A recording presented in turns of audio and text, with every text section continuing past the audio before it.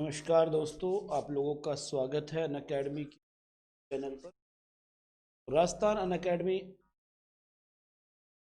नाम से YouTube channel है और काफ़ी टाइम से बैच चला रहे हैं। इससे पहले हमने एसीएफ को स्टार्ट किया था और कांस्टेबल वर्तमान में हम एक बैच भी लॉन्च किया था आरएस फाउंडेशन। आरएस फाउंडेशन कुछ टॉपिक्स अब मैं आपके बीच में पटवार में फंस गए थे, फिर एसीएफ में फंसे रहे, पुलिस में फंसे रहे, इसलिए राजस्थान इंडिया के बाहर निकल पहली बार हम थोड़ा सा राजस्थान इंडिया। पहला टॉपिक आज जो हम लेके आ रहे हैं वर्ल्ड ज्योग्राफी से है और जलवायु भूगोल जिसे बोलते हैं क्लाइमेट से। पहला टॉपिक वायु। आज का जो टॉपिक है वायुमंडल है, उसका हम देखेंगे दोस्तों। तो स्टार्ट करते हैं। मैं हूं दिवाकर शास्त्री। विगत 8 वर्षों से मैं ऑफलाइन बैचेस पढ़ा रहा हूँ अनअकैडमी के। अगर आप सब्सक्रिप्शन लेते हैं तो अनअकैडमी के सब्सक्रिप्शन लेने के आपको बहुत सारे बेनिफिट्स होंगे दोस्तों। बहुत सारे बेनिफिट्स हैं जो अनअकैडमी के सब्सक्रिप्शन पर आपको मिल जाते हैं। और वो जो बेनिफिट हैं वो है, आपको देखिए, अनअकैडमी का अगर आप सब्सक्रिप्शन लेते हैं तो आपको यहाँ पर एक तो लाइव क्लास मिलती है। क्या मिलती है? एक आपको मिल जाती है यहाँ पर लाइव क्लास।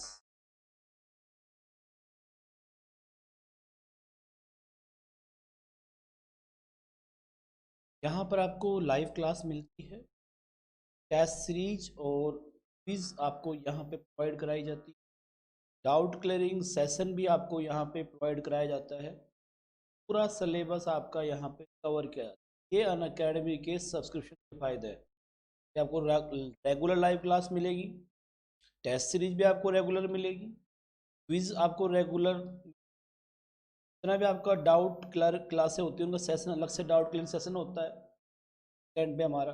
और सिलेबस पूरा कराया जाता है। ऐसा नहीं भाई एक दो चैप्टर पढ़ा दिए फिर आगे दूसरा पढ़ा दिया तीसरा, नहीं, पूरा सिलेबस हम लोग कराते हैं। प्लस का सब्सक्रिप्शन लेने के क्या फ़ायदे हैं? वो फ़ायदे हैं कि सभी एजुकेटर्स, देखो अगर आप प्लस पे आ जाते हैं तो प्लस के क्या है, सभी एजुकेटर्स की लाइव स्ट्रक्चर्ड कोर्सेज को आप देख सकते हैं। एजुकेटर परीक्षा की पूरी ही तैयारी कराते हैं। कहीं भी कभी भी असीमित लाइव क्लासेज आपको मिल जाएगी। वीकली प्रश्नोत्तरी होती है। डाउनलोड पीडीएफ कर सकते हो, टेस्ट सीरीज भी डाउनलोड कर सकते हो, मार्गदर्शन तक आप प्राप्त, बहुत कुछ फ़ायदे हैं। देखा जाए तो अनअकैडमी की जो फीस है बहुत चिन्नी सी है। 12 महीनों की अनअकैडमी की जो फीस है, 12 महीनों की, तो मात्र 7,000 रुपये। 24 महीनों की अनअकैडमी की फीस 8,400 रुपये। और इसमें भी आप दिवाकर 10 यूज़ करते हैं तो आपकी फ़ीस 10% की आपको मिल जाती है। ठीक है, बहुत कम फीस है दोस्तों। दिवाकर 10 यूज़ कीजिए और इस कोड के साथ आप अपनी फीस में गेट 10% का लाभ प्राप्त कीजिए। और अनअकैडमी हमारा राजस्थान एग्जाम नाम से टेलीग्राम चैनल है। यहाँ पे आपको सारी पीपीटी प्रोवाइड कराती है। तो देखिए दोस्तों, स्टार्ट करते हैं आज का टॉपिक। जैसा कि उम्मीद है आप लोग रेगुलर जो बच्चे तैयारी कर रहे हैं आरएस वाले, जुड़ जाइए ना।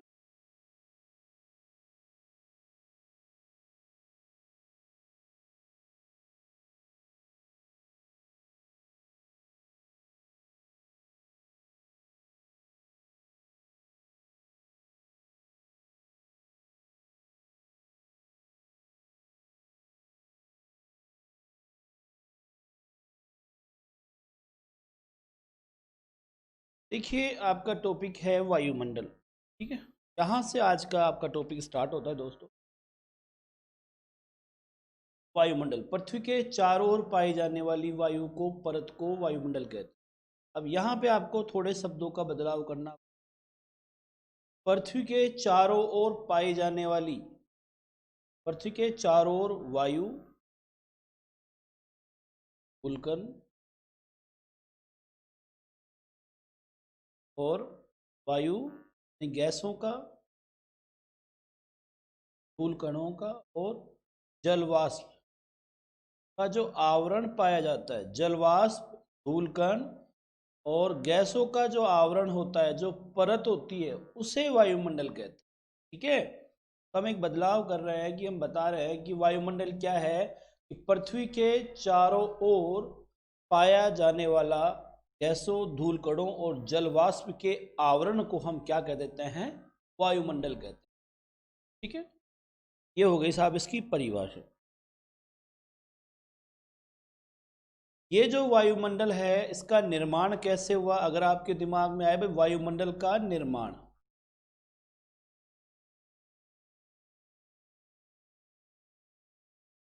अगर आपसे पूछे भाई वायुमंडल का निर्माण कैसे हुआ, तो आप क्या करेंगे कि वायुमंडल का जो निर्माण है,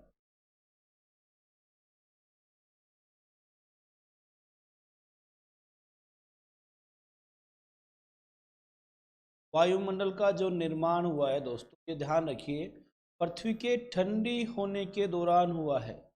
पृथ्वी के ठंडी होने से हुआ है। जो पृथ्वी जैसे गर्म गोला था पहले, आरंभ में जो प्रारंभ में देखें, पृथ्वी बहुत गर्म थी, एक गैसीय गोला थी।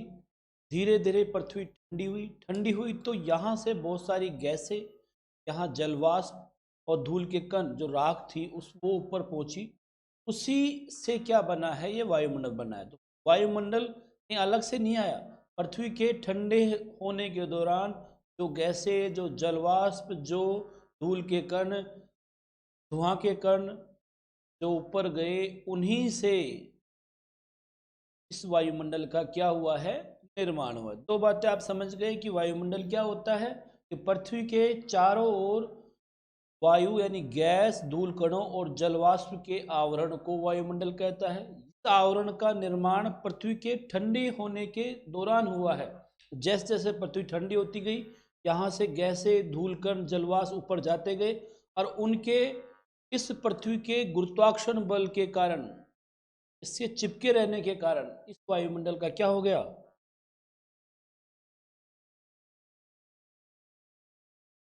निर्माण हो गया साहब। ठीक है, आपसे पूछे कि वायुमंडल पृथ्वी से क्यों चिपका हुआ है, तो आप कहेंगे गुरुत्वाकर्षण बल के कारण। ये जो गुरुत्वाकर्षण बल है, इस गुरुत्वाकर्षण बल के कारण ही वायुमंडल पृथ्वी के साथ चिपका हुआ है। ठीक है, वायुमंडल पृथ्वी पर जीवन के लिए अत्यंत आवश्यक है। अगर वायुमंडल नहीं होगा तो पृथ्वी पर जीवन संभव नहीं हो पाएगा। ठीक है, अब कह रहा है कि वायुमंडल हम पढ़ेंगे तो उसके दो प्रकार से पढ़ेंगे दोस्तों। एक होता है वायुमंडल का संगठन, आज हम दो चीजें देखेंगे। एक होता है वायुमंडल का संगठन और दूसरा होता है वायुमंडल की परतें। के लेयर हैं, मंडल हैं, वो देखेंगे। संगठन में हम तीन चीजों का अध्ययन करेंगे। वायुमंडल के जो मुख्य घटक हैं, वो एक है गैस, दूसरा है जलवाष्प, जल वाष्प कर दिया लेकिन ये वाष्प है,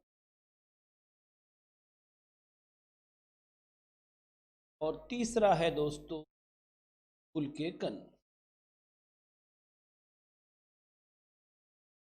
तो कैसे, जलवाष्प और धूल के कण, ये क्या है, संगठन का पार्ट है, संरचना, और ये इसकी परतें, इसको हम अभी जस्ट देखेंगे। देखो, अगर आप देखें भाई गैसों में कौन कौन सी गैसें पाई जाती हैं, तो देखिए गैसों की बात करें, सबसे इंपॉर्टेंट यहाँ पे नाइट्रोजन है, दूसरी ऑक्सीजन है, तीसरी ऑर्गन है और चौथी CO2 है। ये भारी गैसें हैं, तो निकाल दे तो नाइट्रोजन, ऑक्सीजन और CO2 ये ज़्यादातर निचले मंडल में पाई जाती है। क्षोभ मंडल में इनकी उपस्थिति सबसे ज़्यादा होगी। आपसे पूछे सर्वाधिक मात्रा में कौन सी गैस पाई जाती है वायुमंडल में, तो आप क्या कह देंगे, वायुमंडल में सबसे ज़्यादा मात्रा में नाइट्रोजन गैस पाई जाती है। 78.8% क्या है, नाइट्रोजन। ऑक्सीजन गैस की बात की जाए दोस्तों, दूसरे नंबर पे आती है ऑक्सीजन, लगभग 21% ऑक्सीजन गैस है वायुमंडल, 20.95। फिगर ऐसे कैसे याद रखिए, 78.8% वायुमंडल में नाइट्रोजन है, 20.95% ऑक्सीजन है। ऑर्गन की बात करें, वायुमंडल में ऑर्गन की जो उपस्थिति है वो 0.1% से थोड़ा कम है, 0.93%। ध्यान दीजिएगा दोस्तों, ऑर्गन की जो उपस्थिति है वायुमंडल 0.93%। आपको मैं रिमेंबर फिर करा देता हूँ, रीट के सिलेबस में काफ़ी बदलाव हुआ है इस बार, और वर्ल्ड ज्योग्राफी काफ़ी डाली गई है, भौतिक भूगोल काफ़ी जोड़ दी गई है। वर्ल्ड ज्योग्राफी देखो काफ़ी चीज़ें जोड़ी हैं, उनका नाम बता देता हूँ। पहले अक्षांश नहीं थे, ये सेकंड ग्रेड में पढ़ाया करते थे हम, अब अक्षांशों को रीट में दिया गया है। देशांतर भी नहीं थे, वो भी डाल दिया गया है। तीसरी बात दोस्तों ये याद रखिए, सिलेबस है थोड़ा, और ये जनरल टॉपिक है जो आपके हर जीके में आते हैं, ट्रॉफी जो पढ़ डाल दिया गया। एक है पृथ्वी का घूर्णन गतियाँ, घूर्णन गति जो है वो भी डाल दी गई है, परिक्रमण परिभ्रमण, ठीक है, ये दो डाल दिए गए। इसके अलावा चक्रवात डाले गए हैं, तो चक्रवातों का स्पष्ट नाम दिया गया है, चक्रवातों को का नाम नहीं दिया लेकिन वायुदाब पेटियाँ सेकंड ग्रेड में थी, तो वायुदाब पेटियों को भी डाला गया है। वायुदाब पेटियाँ और पवनें डाली गई, और स्थानीय पवनें। सबसे बड़ी बात, विश्व के जलवायु कटिबंध तक डाल दिए गए के जलवायु कटिबंध। ये नया बदलाव ज्योग्राफी में यहाँ पे हुआ है, वर्ल्ड जलवायु कटिबंध। बाकी तो इंडिया में और राजस्थान में तो अपवा तंत्र जोड़ा है, तो वो तो ऐसे भी आप पढ़ते ही हो, तो कोई दिक्कत नहीं। ये नए टॉपिक हैं रीट में आप लोगों के लिए, जो लड़कियां और लड़के तैयारी कर रहे हैं रीट के, वो इन टॉपिक तैयार करें। वैसे हम तो कराएंगे ही कराएंगे। तो देखिए, सबसे ज़्यादा नाइट्रोजन गैस पाई जाती है 78.8%, फिर 20.95% ऑक्सीजन है, और ऑर्गन जो है 0.93% है। ठीक है दोस्तों, अगर कार्बन डाइऑक्साइड की बात की जाए तो कार्बन डाइऑक्साइड की जो मात्रा है 0.03 है। ठीक है, ये बहुत बार पूछा गया है इसको, कितनी बार कितने एग्जामों में कार्बन डाइऑक्साइड की मात्रा। के बाद में बात करें अपन, उसके बाद में आप देखिए नियोन 0.002%, हीलियम देखिए, हीलियम बहुत इंपॉर्टेंट 0.0005%, 0.001% नियोन हाइड्रोजन। तो इनका आप ध्यान रख लीजिए, स्क्रीनशॉट ले लीजिए दोस्तों, आप लोग काम आएगा, इनको रटना शुरू कीजिए, याद करने की कोशिश कीजिए। ठीक है, अब हम देखते हैं इनकी उपयोगिता। देखिए, अगर बात की जाए, जैसे मान लीजिए नाइट्रोजन की बात की जाए, तो नाइट्रोजन जो है 78% है, और ये क्या है, यहाँ पर चीज़ों को जलने से रोकती है, तेजी से जलने से रोकती है। अगर नाइट्रोजन है तो, अगर नाइट्रोजन नहीं होगी तो अगर आग लगेगी तो फिर आग रुकेगी नहीं, सारी पृथ्वी जल जाएगी। तो जो पेड़ पौधे हैं, वस्तुएं हैं, उन्हें तेजी से जलने से रोकती है क्या, नाइट्रोजन। पहली बात तो आपको ये उपयोगिता। दूसरी उपयोगिता है, जैसे राइजोबियम होता है पेड़ों की जड़ों में, जो इस नाइट्रोजन का क्या कर लेता है, स्थिरीकरण करता है, और पौधों को क्या पहुंचा देता है, नाइट्रोजन। तो दलहनी जो पौधे होते हैं, और दलहनी पौधों में जो राइजोबियम होता है, ये जो राइजोबियम है, ये इस स्वतंत्र नाइट्रोजन जो वायुमंडल में उपस्थित है, इसको इन पौधों की जड़ों में ले आता है। ठीक है, ऑक्सीजन जीवन के लिए जरूरी है। दूसरा, जलने के लिए सहायक। कोई वस्तु तभी जल पाती जब ऑक्सीजन की उपस्थिति, और ऑक्सीजन की अनुपस्थिति है तो चीज़ें जल नहीं पाएगी। आपका अगर CO2 देखें तो पिछले 200 सालों में CO2 की मात्रा में खूब सारी वृद्धि हो गई है, 330 ppm तक ये बढ़ चुकी है। ये बड़ी बात है, एक तो इसकी मात्रा बढ़ गई है। ठीक है, दूसरा, CO2 की मात्रा बढ़ी है, इसके कमी लाने के लिए तो क्योटो प्रोटोकॉल किया गया था। ध्यान दीजिएगा आप, क्योटो प्रोटोकॉल 1997 में किया गया था, कार्बन डाइऑक्साइड की मात्रा में कमी लाने के लिए। और दूसरा समझौता जो हुआ है वो पेरिस समझौता हुआ है, पेरिस। ये दो समझौते इसी में कमी लाने के लिए किए गए हैं। ये 2015 में हुआ है। पेरिस समझौता और क्योटो प्रोटोकॉल दोनों का मतलब है CO2 की मात्रा में क्या कर दी जाए, कमी कर दी जाए।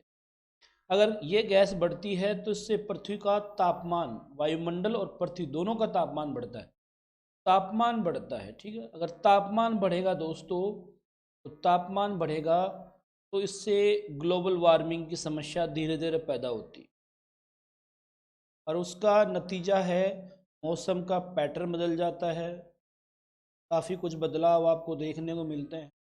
जैसे फसल चक्र प्रभावित होगा, आपका ग्लेशियर पिघल जाएंगे, समुद्री जल स्तर बढ़ जाएगा। इसके अलावा आपका जो गेहूं की पैदावार, चावल की पैदावार, उसमें कमी आ जाएगी, मच्छर जनित बीमारियां बढ़ेंगी, पारिस्थितिक तंत्र खराब हो जाएंगे, तो बहुत सारी प्रॉब्लम्स आएगी, वो फिर अपन फेस नहीं कर पाएंगे, सतर्क हो जाएगी। इसलिए क्योटो प्रोटोकॉल किया गया इसमें कमी लाने के लिए, तो रोकने के लिए, स्तर बनाए रखने के लिए, और फिर 2015 में किया गया पेरिस समझौता। तो ये गैसें हैं, इनका आप ध्यान रखिए दोस्तों, वायुमंडल के संगठन में जो ये चीज़ें हैं। आगे बढ़ते हैं हम, और आगे बढ़ते बढ़ते हम अब देखेंगे अगला बिंदु। वायुमंडल का जो अगला संगठक है वो है जलवाष्प। जलवाष्प बहुत ज़रूरी है और बहुत इम्पोर्टेंट है ये जलवाष्प, कि जलवाष्प का क्या महत्व है, क्या महत्व नहीं है, ये दोनों चीज़ें हम देखेंगे यहाँ पे। देखिए दोस्तों, अगर मैं जलवाष्प की बात करूँ तो जलवाष्प जो है ये कितना ज़रूरी है, कि बादलों का जो निर्माण होता है इसी जलवाष्प से होता है, ये जो वर्षा होती है इसी से होता है, यानी जितनी भी मौसमी घटनाएं होती हैं, तुषार पड़ना, ओले पड़ना, मौसमी घटनाएं, इन मौसमी घटनाओं के लिए जलवाष्प का होना अत्यंत आवश्यक है। ये बात आप समझ लीजिए। अब आपके दिमाग में आ रहा होगा साहब जलवाष्प की क्या क्या स्थितियाँ हैं। तो देखिए दोस्तों, अगर हम पृथ्वी की बात करें तो ये मान लीजिए पृथ्वी है, थोड़ी गोल नहीं बनाई जानबूझ के, ये भूमध्य रेखा है। तो जलवाष्प की जो सबसे ज़्यादा मात्रा होती है, सर्वाधिक मात्रा भूमध्य रेखा पे होती है। अगर आपसे कोई पूछे भाई जलवाष्प की सर्वाधिक मात्रा कहाँ होगी, पहली बात तो आप ध्यान रखिए भूमध्य रेखा पे होगी। दूसरी बात आपको ध्यान देना है कि भूमध्य रेखा से जैसे जैसे आप उच्च अक्षांशों की ओर जाते हो, ध्रुवों की ओर जब जाओगे भूमध्य रेखा से, ध्यान दीजिएगा दोस्तों, भूमध्य रेखा से ध्रुवों की ओर जैसे जैसे आप जाओगे, इस जलवाष्प की मात्रा में लगातार क्या आ जाएगी, कमी आ जाएगी। ये बात नोटिस कर लेना कि जलवाष्प की मात्रा में कमी आती है किसर से, भूमध्य रेखा से ध्रुवों की ओर जाने पर जलवाष्प की मात्रा में कमी आती है। पहली बात क्या हो गई कि जलवाष्प की सर्वाधिक मात्रा भूमध्य रेखा पे पाई जाती है। दूसरा, भूमध्य रेखा से यानी 0 डिग्री अक्षांश रेखा से उच्च अक्षांशों की ओर जाएंगे, 90 डिग्री अक्षांशों की ओर जाएंगे, तो इस जलवाष्प की मात्रा में कमी आती है। सर्वाधिक जलवाष्प की मात्रा भूमध्य रेखा पे होती है। दूसरी बात, वायुमंडल में 0 से 4% तक जलवाष्प पाई जाती है। कितनी पाई जाती है दोस्तों? वायुमंडल में 0 से 4% तक जलवाष्प पाई जाती है।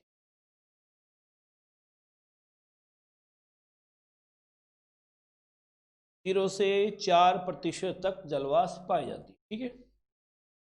तो आप ध्यान दीजिए दोस्तों, पहली बात कि जितनी भी मौसमी घटनाएं होती हैं, चाहे वर्षा हो, चाहे तुषार हो, चाहे आंधी हो, चाहे ओले पड़े, चाहे कोहरा हो, चाहे बरसात हो, चाहे बादल बने, इन सब के लिए जलवाष्प जरूरत। वायुमंडल में 0 से 4% जलवाष्प होती है, ठीक है। और जलवाष्प की जो मात्रा होती है भूमध्य रेखा पे सबसे ज़्यादा होती है। भूमध्य रेखा से जैसे जैसे आप ध्रुवों की ओर जाओगे जलवाष्प की मात्रा कम होती जाएगी, ठीक है। ये बात आप समझ। एक और बात ध्यान देना, एक और बना देता हूँ छोटा सा, आप ये समझ लीजिए ये पृथ्वी है और पृथ्वी से आप ऊपर की ओर जा रहे हो, ये सूर्य है। तो आप जैसे जैसे पृथ्वी से ऊपर की ओर जाओगे दोस्तों, यहाँ से ऊंचे, तो जलवाष्प की जो मात्रा है यहाँ सबसे ज़्यादा पाई जाती है। यानी वायुमंडल की जो सबसे निचली परत होती है, यानी कि क्षोभ मंडल, जलवाष्प की जो मात्रा होती है दोस्तों, वायुमंडल के संलग्न परत में ज़्यादा पाई जाती है। जैसे जैसे आप ऊपर जाते हो जलवाष्प की मात्रा में क्या आ जाएगी, कमी। तो ये बात भी आप ध्यान देना कि जलवाष्प की जो सबसे ज़्यादा मात्रा होती है वो वायुमंडल की निचली परतों में होती है।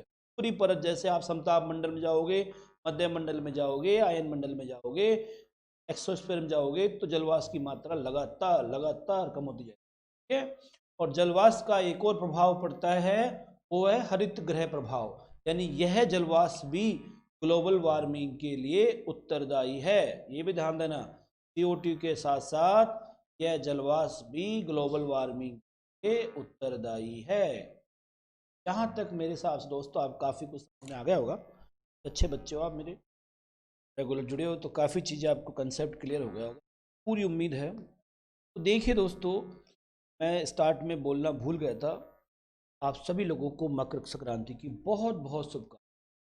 अब सूर्य उत्तरायण हो गया है। उत्तरायण का मतलब होता है कि अब धीरे धीरे सूरज बड़ा होता जाएगा, दिन बड़ा होता जाएगा, सूरज उतना ही रहेगा, लेकिन उसका जो ताप का जो प्रभाव है, जो गर्मी है, वो धीरे धीरे बढ़ेगी। ठीक है। तो अब धीरे धीरे तापमान बढ़ेगा। ठीक है। तो इसे बोलते हैं उत्तरायण। मकर संक्रांति है, कि आप लोगों को सबको बहुत बहुत शुभकामनाएं। आशा करते हैं कि ये जो सूरज उत्तरायण आ रहा है आपके जीवन में भी क्या प्रकाश लेके आए, क्या लेके आए। ठीक है। और आपको पता ही है 16 तारीख से कोरोना की वैक्सीन यही, आप भी लगवा लीजिए, आपकी इच्छा पर डिपेंड। ठीक है। जिससे क्या हो, जीवन सुचारू रूप से चालू हो जाए, कोचिंगें खुल जाए, ये भी एक प्रभाव है इसका। और बहुत सारे हैं, किसान आंदोलन है, वो बेचारे वो भी घर चले जाए, हम तो ये भी उम्मीद करेंगे खत्म हो मैटर सारा जो भी है। तो आप लोग भी जीवन में सकारात्मकता ऊर्जा लाइए। ये दिन सकारात्मकता का होता है, दान पुण्य का होता है। अगर आपने अब तक जीवन में कोई दान पुण्य नहीं किया हो, बाहर निकलिए और जो भी आपसे श्रद्धा बने, कुछ जरूर नहीं आप बहुत बड़ी श्रद्धा हो, जो भी आपकी श्रद्धा हो वो आप करके, किसी गरीब को, किसी गाय को, पक्षियों, जो भी आपसे बन पड़ता है, जो भी आपसे हो पाता है, शुभ माना जाता है।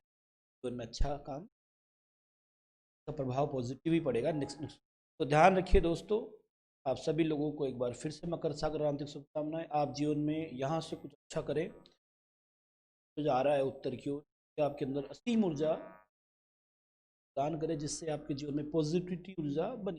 ठीक है। चलो, तो भाई ये जलवाष्प हो गई है, और जलवाष्प का मैटर आप समझ गए हैं। जलवाष्प क्यों जरूरी है, क्या काम आती है, कहाँ पाई जाती है, सबसे ज़्यादा निचली परतों में वायुमंडल के, फिर कहाँ पाई जाती है, भूमध्य रेखा पर। ठीक है। ये भी ग्लोबल वार्मिंग के लिए उत्तरदायी है।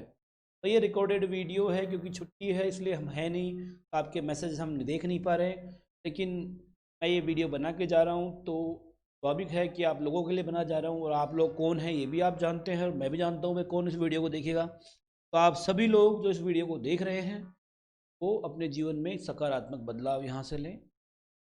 जो भी किसी को देते हैं लौट के आता है मार्जिन, ना लौट के आता बने।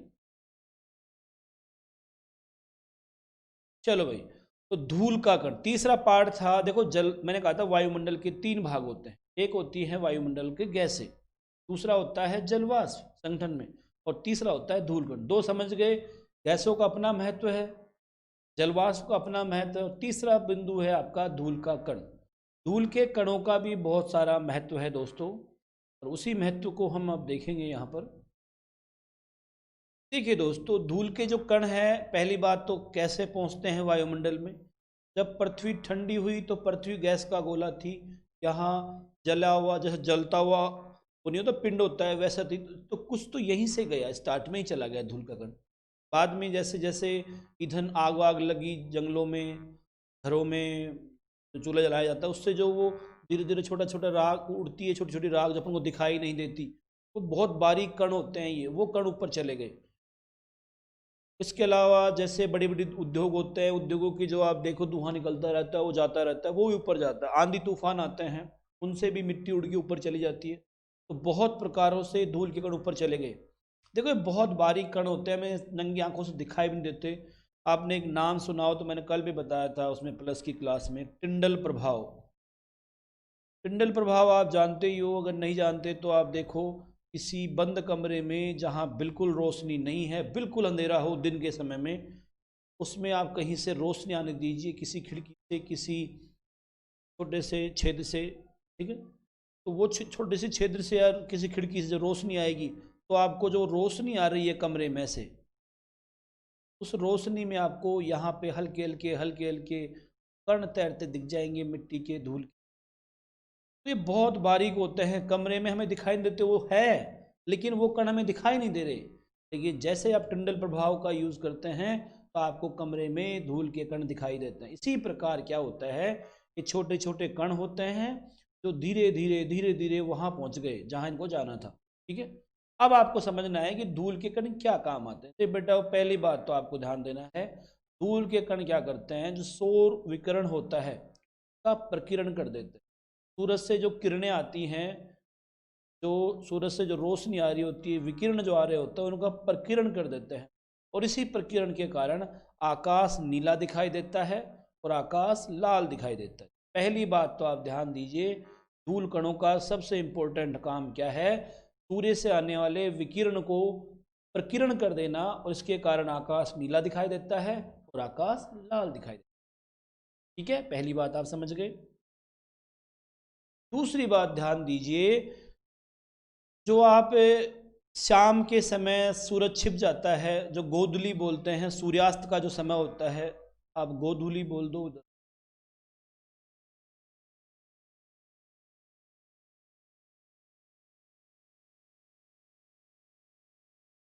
गोधूली कह सकते हो, या आप सूर्यास्त का समय भी,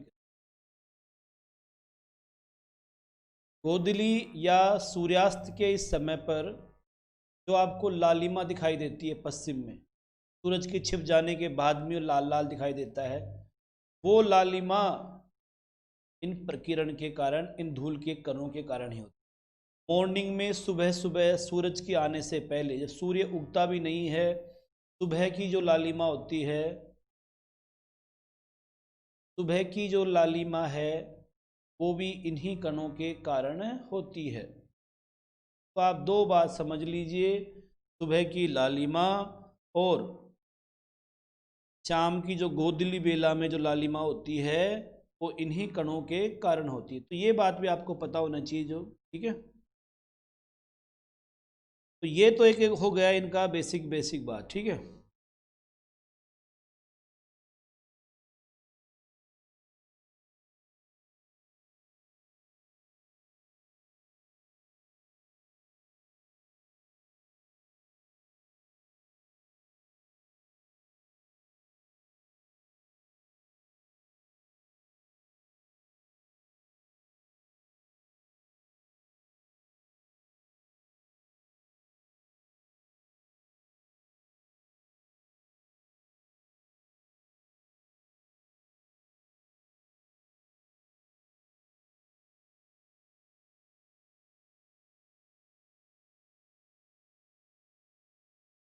चलो दोस्त,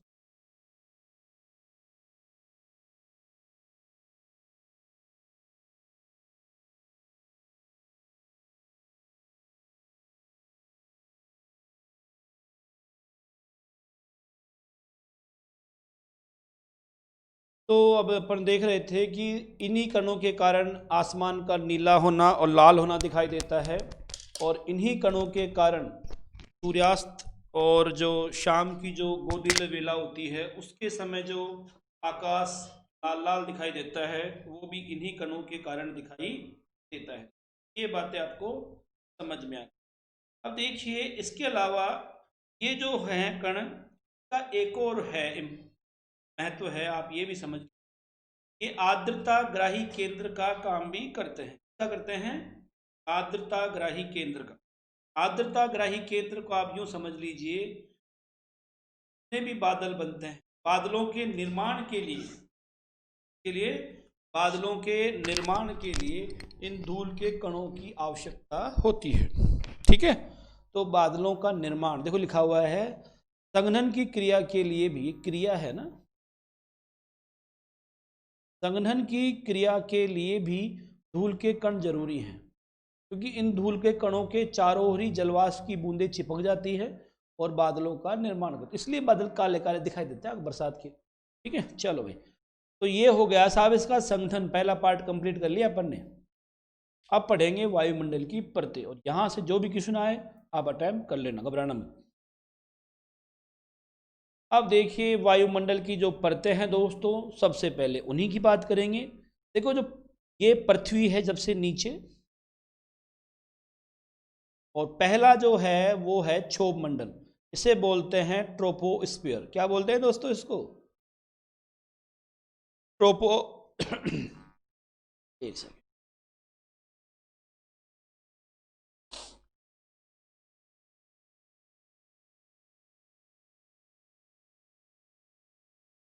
भाई दोस्तों ये ट्रोपोस्फियर है। क्या है? ट्रोपोस्फियर। ठीक है, क्षोभ मंडल ये लगभग 18 किलोमीटर ऊंचाई तक होता है। दूसरा होता है समताप मंडल, स्ट्रेटोस्फियर, इसका जो संगठन है वो होता है 18 से 50 किलोमीटर के बीच। तीसरा होता है मेसोस्फीयर यानी मध्य मंडल, और ये होता है 50 से 80 किलोमीटर के बीच। तीसरा होता है आयन मंडल, आयनोस्फीयर, ये होता है 80 से 640 किलोमीटर के बीच। और चौथा होता है एक्सोस्फीयर या बाह्य मंडल, और इसका रहता है 640 से आगे तक, अनंत। ठीक, तो ये 5 वायुमंडल की मुख्य परतें हैं, 1 2 3 4 5, ये आप जानते हो, इनके बारे में अध्ययन अपन अब कर लेंगे। ठीक है, तो ये हो गई साहब एक बात। दूसरी बात,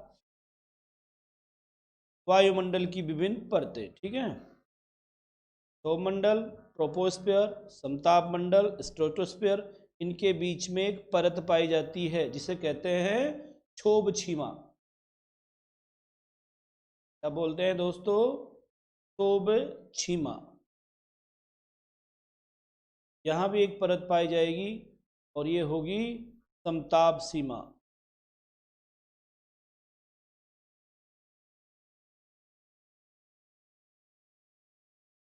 ठीक है, फिर हो गया क्षोभ मंडल, समताप मंडल, मध्य मंडल, फिर आयन मंडल और फिर बाह्य मंडल। अब इनके बारे में अध्ययन करें। पहला जो मंडल है साहब, ये तो आप जान ही गए होंगे कि ये क्या है, नीचे ग्रीन ग्रीन सी, ये तो पृथ्वी है। ये तो क्या हो गई? पृथ्वी हो गई आपकी। अब पृथ्वी के ऊपर देखो क्षोभ मंडल में क्या क्या दिखा रहे हैं, बादल दिखा रहे हैं, बरसात दिखा रहे हैं, वायुमंडलीय घटनाएं दिखा रहे हैं, गैसों का घनत्व ज़्यादा है, ग्रीन हाउस प्रभाव भी यहाँ पे ज़्यादा है। ठीक है, यहाँ पे सहवनी क्रिया दिखा रहे हैं, ऊंचाई दिखा रहे हैं, तो काफ़ी कुछ बातें बता रहे हैं। उन्हीं बातों को अपन दोबारा कर लेते हैं। पहले पढ़ लो चाहे चाहे कर लो, तो जैसा आपकी इच्छा हो वैसे कर लो। पहले पढ़ लेते हैं ना, क्या आपको समझा दूंगा मैं। क्या करना चाहते हो, पहले पढ़ोगे पहले समझाऊं? बताओ देगा। अरे भाई मानना रिकॉर्डेड क्लास है, पर बता दो सकते हो आप। नहीं भी क्या नाराजगी है आपकी, बताना ही नहीं चाहते आप।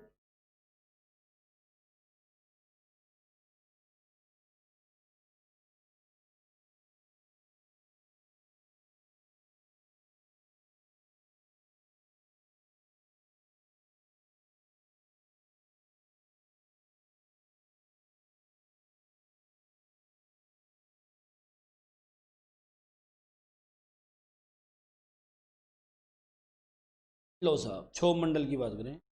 क्षोभ मंडल की ऊंचाई विषुवत रेखीय क्षेत्रों में, देखो ये कह रहा है क्षोभ मंडल की जो ऊंचाई है विषुवत रेखीय क्षेत्रों में 18 किलोमीटर तक होती है, जबकि ध्रुवीय क्षेत्रों में क्षोभ मंडल की ऊंचाई को ले आओ यहाँ पे 14 से 16 किलोमीटर के बीच होती है। तो पहली बात तो दोस्तों ये समझिए, क्षोभ मंडल की जो ऊंचाई है वो विषुवत रेखीय क्षेत्रों में ज़्यादा है और ध्रुवीय क्षेत्रों में क्या है, कम है। फर्स्ट बात तो आप यहां से ये समझ लीजिए।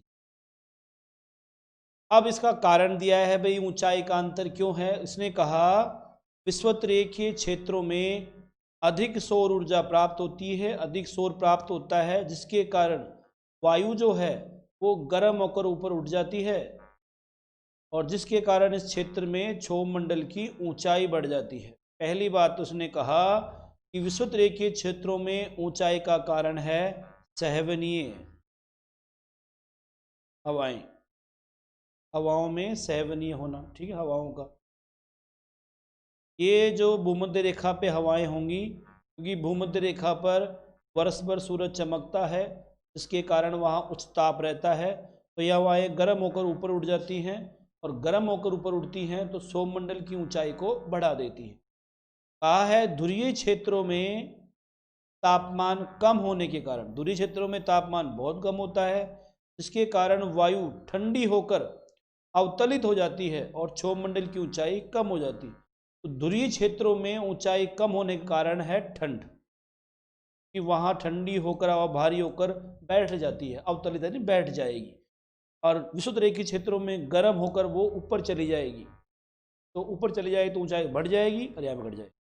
एक और बात ध्यान देना, ये एक और लाइन है, क्षोभ मंडल में जो वायु की सांद्रता सबसे ज़्यादा है, मतलब जितनी भी मोटी मोटी गैसें हैं, मतलब भारी गैसें, मोटी मतलब भारी गैसें। अब भारी गैसों का आप अंदाज़ा यूँ लगा लीजिए दोस्तों, जैसे CO2 है, मैथेन है, नाइट्रोजन है, ऑक्सीजन है। ये जो CO2, मैथेन, नाइट्रोजन, ऑक्सीजन जैसी गैसें हैं, ये सबसे ज़्यादा मात्रा में इनकी जो सर्वाधिक जो सांद्रता होती है, सर्वाधिक सांद्रता या सर्वाधिक इनका घनत्व, ये सबसे ज़्यादा मात्रा में पाई जाती है क्षोभ मंडल में। ऊपर जैसे जैसे पृथ्वी से ऊंचाई की ओर जाओगे, वैसे वैसे भारी गैसों की जो मात्रा है वो कम होती जाएगी, विरल होता जाएगा वायुमंडल। वायुमंडल की जो सबसे ज़्यादा सघनता होती है वो क्षोभ मंडल में होती है। जैसे जैसे क्षोभ मंडल से ऊपर की ओर जाओगे, वायुमंडल में ऑक्सीजन, नाइट्रोजन, कार्बन डाइऑक्साइड जैसे भारी गैसों और अन्य गैसों की विरलता आती जाएगी, ठीक है। यही कह रहा है क्षोभ मंडल में वायु की जो सांद्रता होती है सबसे ज्यादा होती है। इसी कारण सौर विकिरणों का सर्वाधिक प्रकीर्णन और परावर्तन कहाँ हो रहा है, क्षोभ मंडल, ठीक है। इसी कारण सौर विकिरणों का सर्वाधिक प्रकीर्णन और परावर्तन क्षोभ मंडल में होता है। चलो ये बात आपको समझ आ जाते हैं। एक और बात ध्यान दीजिएगा यहां पर, जैसे क्षोभ मंडल है,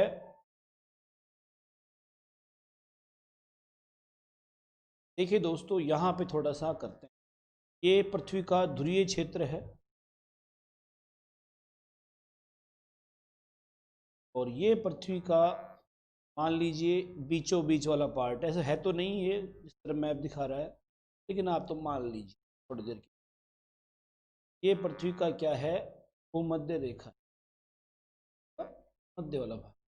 तो ये कह रहा है कि जो क्षोभ मंडल है उसकी जो ऊंचाई है यहाँ पर कितनी बताई दोस्तों, क्षोभ मंडल की ऊंचाई ध्रुवीय क्षेत्रों पर 14 से 16 किलोमीटर, और भूमध्य रेखा पे क्षोभ मंडल की जो ऊंचाई होती है वो 18 किलोमीटर होता है। पहली बात तो आप ये समझिए, राइट, अच्छी बात। दूसरी बात करते हैं, ये भी कह रहा है क्षोभ मंडल जो है, उस क्षोभ मंडल में जो अन्य गैसें हैं या वायुमंडल की जो सघनता है, वायुमंडल की जो भारी गैसें हैं वो सर्वाधिक मात्रा में उनकी सघनता, भारी गैसों की जो सघनता है वो क्षोभ मंडल में सबसे ज़्यादा पाई जाती है, पहली बात। दूसरी ये भी कह रहा है इसके साथ साथ कि जितना भी वायुमंडल है, स्वयं वायुमंडल की भी सघनता, गैसों के साथ साथ वायुमंडल की सघनता भी क्षोभ मंडल में ज़्यादा है, क्योंकि जलवाष्प भी क्षोभ मंडल में ही है, धूल के कण भी क्षोभ मंडल में ही है, और भारी गैसें भी सौरमंडल में है, नाइट्रोजन, ऑक्सीजन जैसी, कार्बन डाइऑक्साइड। तो वायुमंडल की जो अधिकांश भाग है उसका 99% वो निचली परतों में ज्यादा है ना। तो अपन ये बातें भी है। तो स्वयं वायुमंडल की सघनता, भारी गैसों की सघनता कहाँ पाई जाती है? क्षोभमंडल। जलवाष्प तो क्षोभमंडल में ही पाई जाती है, धूल के कण मोस्टली यहीं पाए जाते। इसी कारण वो लाइन थी कि सूर्य की विकिरणों का परावर्तन और परिवर्तन, तो प्रकीर्णन सबसे ज्यादा क्षोभमंडल में होता है। आइए अब क्षोभमंडल में क्या है, अपन यहां तक पढ़ चुके थे, ठीक है। अब क्षोभमंडल में क्या है, सभी प्रकार की मौसमी घटनाएं होती। मौसमी घटनाओं के लिए मैंने कहा था जलवाष्प जरूरी है, और अभी अपन ने कहा कि जलवाष्प क्षोभमंडल में ही पाई जाती है। इसलिए क्षोभमंडल में सभी प्रकार की आंधी, तूफान, तुषार, वर्षा जैसी क्रियाएं हो पाती है कि क्षोभमंडल में क्या है, जलवाष्प की मात्रा होती है। तो सभी प्रकार की मौसमी घटनाएं कहाँ हो रही है? क्षोभमंडल में हो रहा है। ये जो बरसात बादल बादल दिख रहे हैं आपको, बरसात हो रही है, ये जो बादल दिख रहा है, ये सब कहाँ पे है दोस्तों? क्षोभमंडल। एक लास्ट लाइन है, क्षोभमंडल में ऊंचाई के साथ जैसे जैसे आप पृथ्वी से अंतरिक्ष की ओर जाओगे, ऊपर की ओर जाओगे आसमान में, वैसे वैसे ऊंचाई बढ़ने पर तापमान एक निश्चित दर से कम होता है, और उस निश्चित दर को तापमान की सामान्य पतन दर कहते हैं। तापमान की सामान्य पतन की पतन दर है ये तापमान।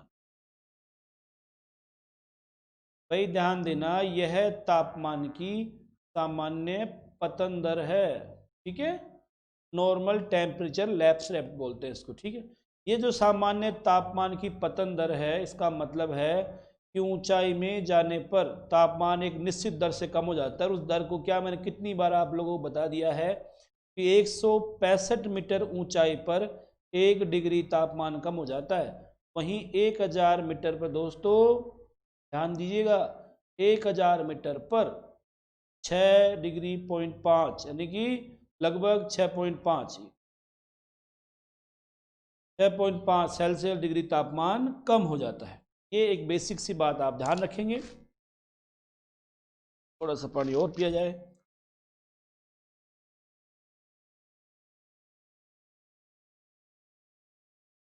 तो सौरमंडल में तापमान कम हो गया, आराम समझा रहा हूँ, अब भी समझ में नहीं आए तो फिर तो बात ही खत्म तुम्हारी, है ना। तो ये पहला मंडल आपका कंप्लीट हो गया। इसकी बातें बताता हूँ। क्षोभमंडल विषुवतरेखीय क्षेत्रों में 18 किलोमीटर ऊंचा है, ध्रुवीय क्षेत्रों में 14 से 16 किलोमीटर ऊंचा है। विषुवतरेखीय क्षेत्रों में अधिक ऊंचाई कारण है सैवनी हवाएं, तापमान। ध्रुवीय क्षेत्रों में कम ऊंचाई कारण है कम तापमान, ठीक है। वायुमंडल की अधिकांश गैसें, जलवाष्प, धूलकण, सारा का सारा जो मैटर है, खुद वायुमंडल ज्यादा से ज्यादा मात्रा में क्षोभमंडल में है, ठीक है। सभी मौसमी घटनाएं इसी मंडल में हो पाती हैं क्योंकि कारण है जलवाष्प। इस मंडल में एक विशेष दर से, एक निश्चित दर से तापमान कम होता है, जिसे तापमान की सामान्य पतन दर कहते हैं। चलो एक और बात लिखी हुई है लास्ट लाइन में, क्षोभमंडल और समताप मंडल के बीच एक संक्रमण परत है। भाई एक 1.5 किलोमीटर की परत है, इसमें सौममंडल और समताप मंडल के बीच में क्या है? एक परत है। ये जो सौममंडल है ये नीचे, और समताप मंडल ये क्षोभ सीमा आ जाती है। ये जो क्षोभ सीमा है ये 1.5 किलोमीटर मोटी है मात्र, ठीक है। और इसकी एकमात्र विशेषता है, जो तापमान सौममंडल में घट रहा था वो तापमान घटना बंद हो जाता है। यानी कि तापमान जो घट रहा था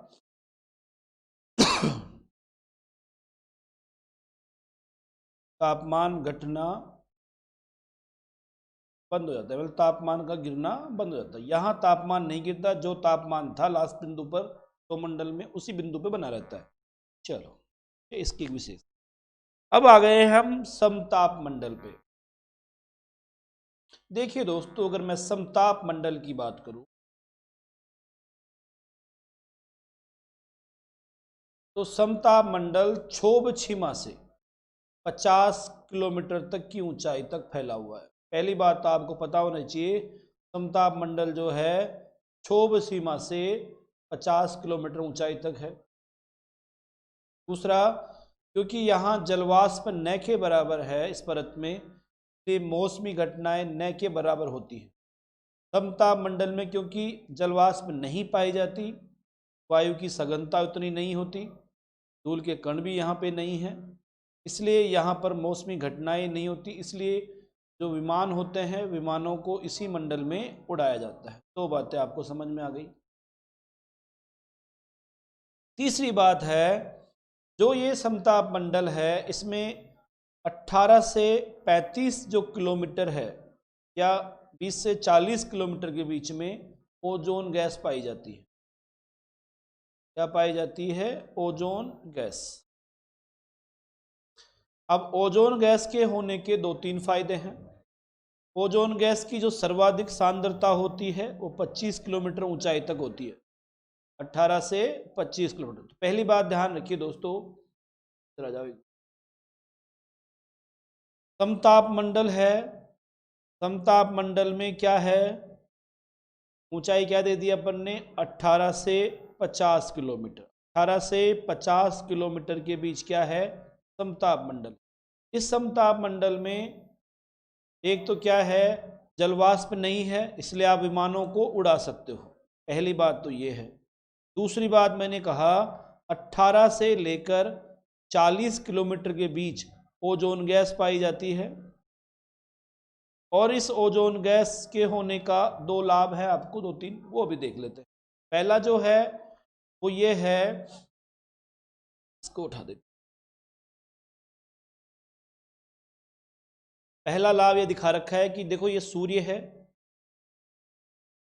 अब सूर्य से ये किरणें आ रही हैं, मोटी मोटी किरणें हैं, अल्ट्रावायलेट वेव्स जिन्हें बोलते हैं, पराबैंगनी किरणें।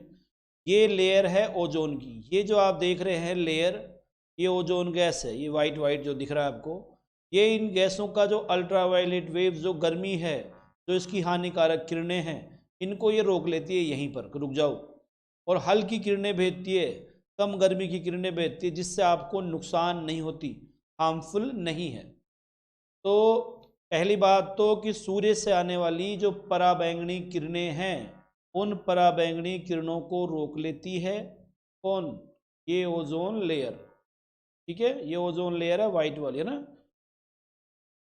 अब ओजोन परत इनको रोक कर क्या करती है? मनुष्य और पृथ्वी पर जो जनजातियां, जीव जंतु पाए जा रहे हैं, उनको बचा देती है। ठीक है। दूसरा, इसके इनके रुकने के कारण समताप मंडल का तापमान बढ़ता है। जो तापमान घट रहा था सौरमंडल में, वापस समताप मंडल में तापमान बढ़ता है।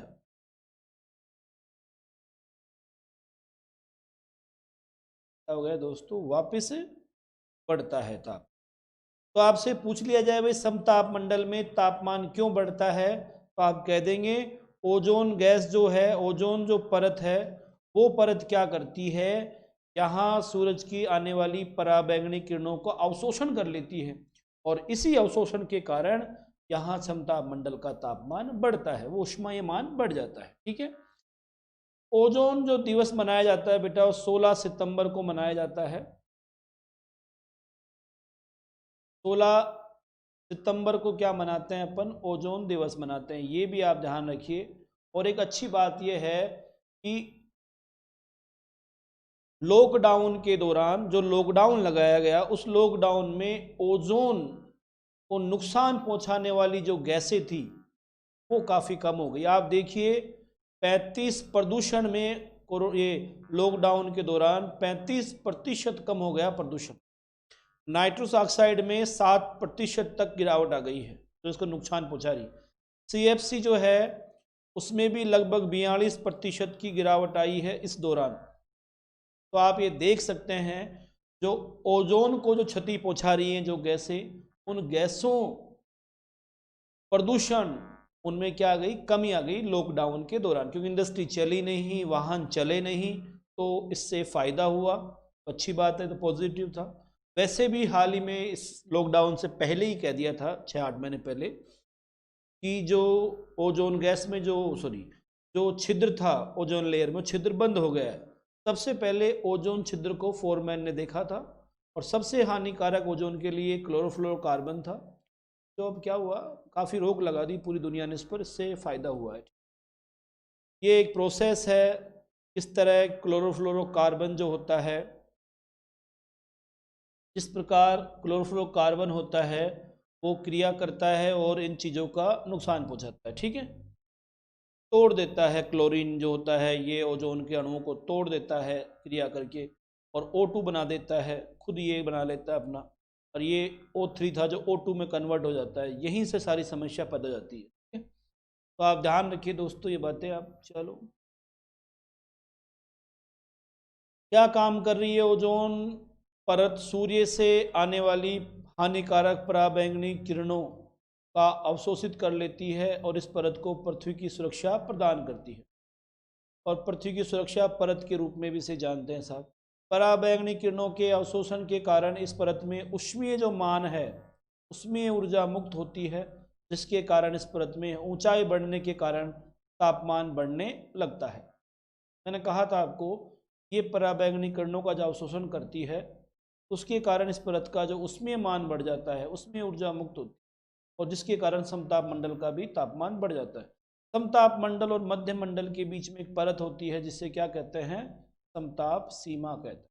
तो दोस्तों इस प्रकार आपने देखा कि दो परतें आपकी क्या हो गई, कंप्लीट हो गई, समताप मंडल और मंडल। मध्य मंडल पे आ चुके हैं। मध्य मंडल जो है दोस्तों वो 50 किलोमीटर से लेकर 80 किलोमीटर के बीच है। आप कह सकते हो मध्य मंडल को 50 किलोमीटर से 80 किलोमीटर के बीच क्या है?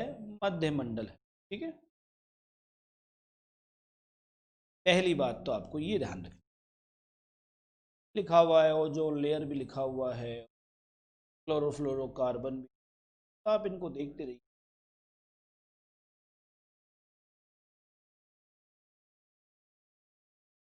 हाँ, तो मैसोस्फीयर, इसको क्या बोल सकते हैं अपन? मैसो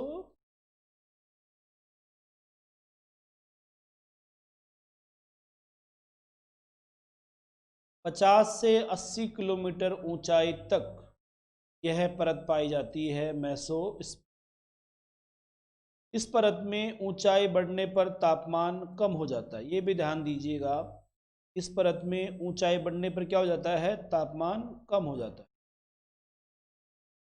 ठीक है, जैसे जैसे ऊंचाई बढ़ेगी वैसे वैसे तापमान कमी आ जाएगी, और कमी इतनी ज़्यादा आ जाती है कि आप ये ध्यान रखिए, पिछली बार रीट वगैरह किस में आया था ये सवाल, मुझे याद नहीं, कहाँ पर किस ऊंचाई पर 0 डिग्री तापमान पाया जाता है।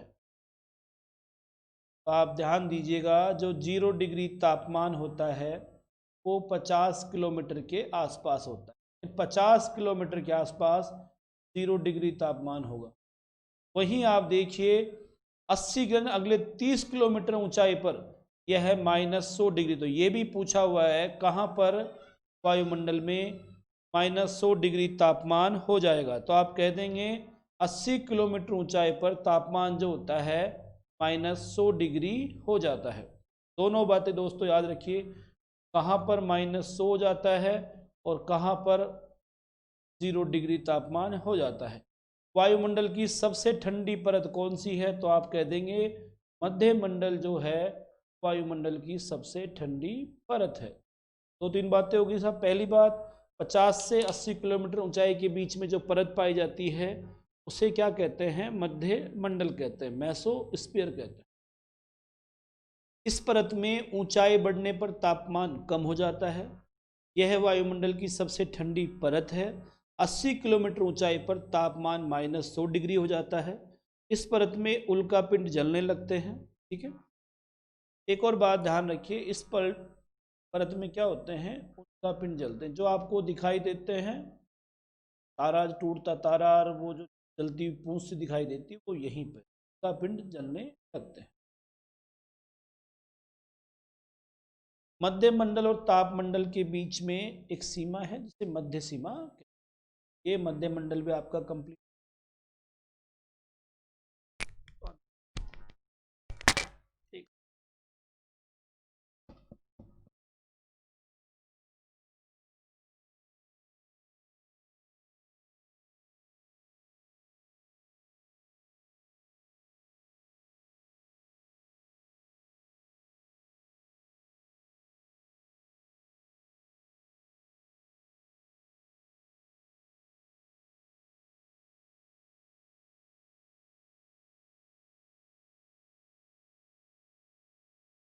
1 घंटा हो गया है, इसलिए चीज सर्दी हो तो क्या हुआ, पानी तो पीना ही पड़ेगा,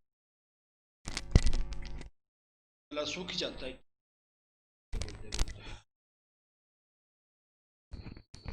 यहाँ तक कोई प्रॉब्लम है तो बताइए, आप लोग मैसेज कर सकते हैं मुझे, मैं पढ़ लूँगा, पढ़ लूँ। ऐसा मत समझिए आपका मैसेज नहीं पढ़ूंगा, बस मैं लाइव नहीं हूँ, बस मैसेज तो पढ़ सकता हूँ, लिखित में जवाब दे सकता हूँ, क्योंकि मैं भी वीडियो देख रहा हूँ आप लोगों के साथ। मैसेज का जवाब तो मैसेज कीजिए, कोई समस्या होगी तो मैसेज के थ्रू आपको बता दूँ ना। अब है आपका आयन मंडल।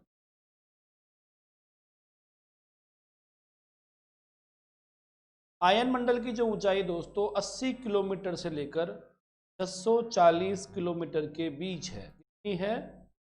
80 किलोमीटर से लेकर 640 किलोमीटर के बीच आयन मंडल की। पहली बात तो आप ध्यान रख लीजिए, इस परत में आवेशित कण पाए जाते हैं।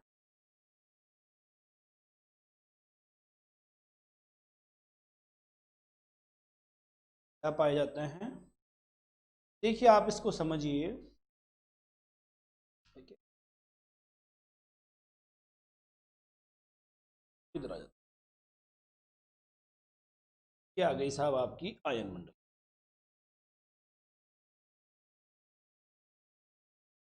आयन मंडल साहब आप यूं समझ लीजिए कि 80 किलोमीटर से लेकर 640 किलोमीटर तक जो परत पाई जाती है का नाम है आयन मंडल। ठीक है, अब आयन मंडल की 2-3 बातें हैं। देखो, क्षोभ मंडल में तापमान कम हो रहा था, समताप मंडल में तापमान ज़्यादा हो गया, वापस मध्य मंडल में तापमान कम हो गया, सब ठंडी परत तक बन गई। आयन मंडल में तापमान फिर ज़्यादा हो गया। अब यहाँ पे तापमान ज़्यादा होने का कारण है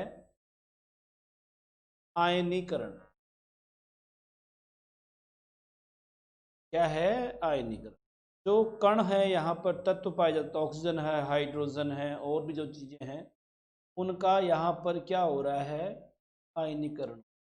बातें करें तो एक तो क्या होता है कि इस परत में तापमान ज़्यादा, दूसरा इस आयन मंडल में जो अलग अलग परतें होती है दोस्तों, एक होती है डी परत, एक होती है ई परत, और एक होती है एफ परत। आयन मंडल की भी अलग अलग परतें होती है, डी लेयर, ई लेयर, एफ लेयर। मैंने उल्टा लिख दिया, सबसे नीचे डी लेयर आएगी, उफ एफ लेयर, ई लेयर आएगी, और ऊपर चले जाओगे तो एफ लेयर आएगी। ये जो तीनों परतें हैं, उप परतें जो आयन मंडल की बोल सकते हैं, डी लेयर, ई लेयर, एफ लेयर, इनमें भी अलग अलग आवर्ती की जो रेडियो तरंगे हैं, भाई आयन मंडल रेडियो तरंगों का क्या करता है? परावर्तन करता है। लेकिन ई, डी और एफ है, वो अलग अलग आवर्ती की जो तरंगे होती हैं उनका परावर्तन। चलो, तो अब पढ़ते हैं अपन आयन। देखो लिखा हुआ है 80 से 640 किलोमीटर के बीच में आयन मंडल है। इस परत में आवेशित कण पाए जाते हैं। इस परत का उपयोग रेडियो तरंगों की सहायता, रेडियो तरंगों के परावर्तन करके दूरसंचार सेवाओं में उपयोग किया जाता है। इस परत में पाए जाने वाले जो आवेशित कण हैं, उन आवेशित कणों के कारण इस परत का तो तापमान बढ़ता ही है, साथ में बड़ी मात्रा में प्रकाश का उत्सर्जन होता है, जिससे कुछ चीजें बनती। इस परत में पाए जाने वाले आवेशित कण ध्रुवीय क्षेत्रों के ऊपर सूर्य से आने वाले आवेशित कणों के साथ क्रिया करते हैं। इस परत में जो आवेशित कण पाए जाते हैं और सूरज के साथ, सूर्य के प्रकाश से या सूर्य के जो आवेशित कण होते हैं उनके साथ क्रिया करके फोटान का क्या करते हैं? उत्सर्जन करते हैं।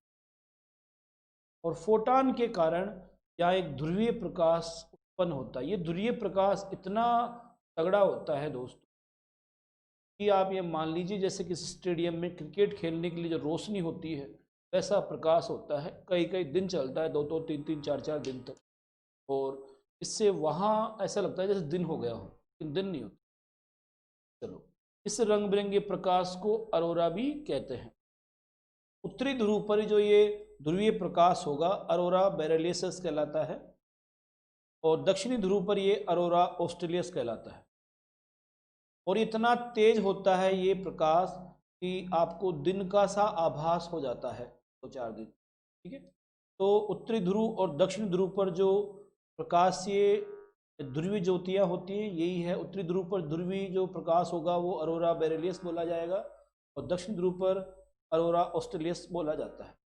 आवेशित कणों के कारण ही, क्रियाओं के कारण ही इस परत में ऊंचाई के साथ वापस क्या बढ़ जाता है, तापमान, जिसकी बात अपन कर चुके हैं। तो ठीक है दोस्तों, यहां तक आपका हो गया। तो 3 मेन बातें थी आयन मंडल में। पहला, आयन मंडल की 3 परतें हैं, डी लेयर, ई लेयर, एफ लेयर, अलग अलग आवर्ती रेडियो आवर्तित तरंगों का परावर्तन कर। दूसरा है आयन मंडल रेडियो जो आवर्ती की तरंगें होती हैं उनको वापस भेजता है, जिसके कारण ये आपकी दूरसंचार सेवाएं, चाहे मोबाइल हो, चाहे टेलीविजन हो, रेडियो हो, पे अपन संचार सेवाएं जो हैं वो चल पा रही। तीसरा, यहाँ पे कुछ ध्रुवीय ज्योतियाँ हैं, बहुत तगड़ा प्रकाश होता है, और वो प्रकाश उत्तरी ध्रुव पर अरोरा बोरियलिस और दक्षिण ध्रुव पर अरोरा ऑस्ट्रेलियस कहलाता है। और इस परत में कणों के आवेशन के कारण ही तापमान। अब लास्ट है बहिर्मंडल। बहिर्मंडल जो है 640 किलोमीटर ऊंचाई से लेकर, जितनी ऊंचाई अब जाओगे आप उतना तक है। वायु की सांद्रता इस परत में सबसे कम होती है, और इस परत में ऊंचाई बढ़ने के साथ साथ तापमान बढ़ता है, जो लगभग 1700 सेंटीग्रेड से हद अधिक हो जाता है। ठीक है, तो भाई देखो ये वायुमंडल हो गया है, तो वायु दाब आ गया। तो ये आपका आज का पूरा चैप्टर हो गया है। मुझे उम्मीद है इसमें आपको कोई दिक्कत नहीं आनी चाहिए, बारीकी से पढ़ा दिया गया है जितना हो सकता था ईमानदारी के साथ। अब आप भी ईमानदारी दिखाइए, हमने पूरी ईमानदारी से पढ़ाया है, तो आपसे भी अपेक्षा की जाएगी कि आप भी ईमानदार बने, और क्या, और याद करके दिखाइए। 1-2 बार वीडियो फिर देखिए, अगर समझ में नहीं आए तो आप पढ़िए साहब इसको, अच्छे बच्चे बन जाइए। ठीक है, और उम्मीद है आप अच्छे बच्चे बन जाएंगे, पूरा पूरा उम्मीद है। चलो, तो आज का क्लास का एक बार फिर से आप सभी लोगों को दर्शक बहुत बहुत शुभकामनाएं। फिर कहूँ, कानपुर दो लीजिए, सर्दी लग, और सूरज से प्रकाश ग्रहण कीजिए। आज जो आप सूरज से प्रकाश ग्रहण करोगे सुबह सुबह मॉर्निंग का, अब पता नहीं कब देखोगे आप, 12 बजे देखोगे, लेकिन सुबह उठ के सबसे पहले 7 बजे, 7:30 के धूप ग्रहण जरूर किया कीजिए। बहुत अच्छी होती है आपके स्वास्थ्य के लिए, सर्वाधिक विटामिन डी होता है, असीम ऊर्जा उसमें है, तो आपके स्वास्थ्य और दिनचर्या बनाएगी। ठीक है साहब, तो